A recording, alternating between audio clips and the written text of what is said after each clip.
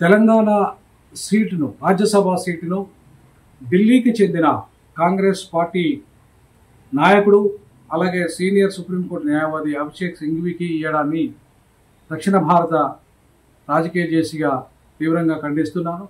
నిజంగా ఢిల్లీకి Congress party BJP తాకట్టు పెట్టినట్టుగానే కాంగ్రెస్ పార్టీ కూడా ఢిల్లీకి తాకట్టు పెట్టే విధానాన్ని ఇవాళ ఈ రెండు పార్టీలు కూడా కొనసాగిస్తున్నాయి. ఇవాళ అవసరమైతే నేను ఇండిపెండెంట్గా రాజ్యసభ సభ్యునిగా పోటీ చేయడానికి సిద్ధపడుతున్నా. దానికి బీఆర్ఎస్ పార్టీ నాకు బేషరతుగా మద్దతు ఇస్తే తప్పకుండా బరిలో ఉంటా. ఇవాళ కాంగ్రెస్ పార్టీ మాదేకి ఇస్తానని చెప్పేసి మోసం చేసింది. చివరికి ఎంపీ టికెట్ ఇవ్వకపోగా రాజ్యసభ సభ్యుడిగా కూడా అవకాశం ఇవ్వకుండా ఇలా కాంగ్రెస్ పార్టీ మోసం చేసింది. కాబట్టి బీఆర్ఎస్ పార్టీ మాదిగలకు మంచి అవకాశాలు ఇచ్చింది. ఎమ్మెల్యే కానీ ఎంపీ స్థానాల్లో కూడా మంచి అవకాశాలు ఇచ్చింది. కాబట్టి రాజ్యసభ సభ్యునిగా కూడా మాదేకు అవకాశం ఇస్తే అందులో స్థానికుడైన నన్ను బలపరిస్తే ఖచ్చితంగా బీఆర్ఎస్ పార్టీకి రుణపడి ఉంటా. బీఆర్ఎస్ పార్టీ నన్ను సపోర్ట్ చేయాల్సిందిగా నేను కేసీఆర్ గారికి విజ్ఞప్తి చేస్తా ఉన్నాను.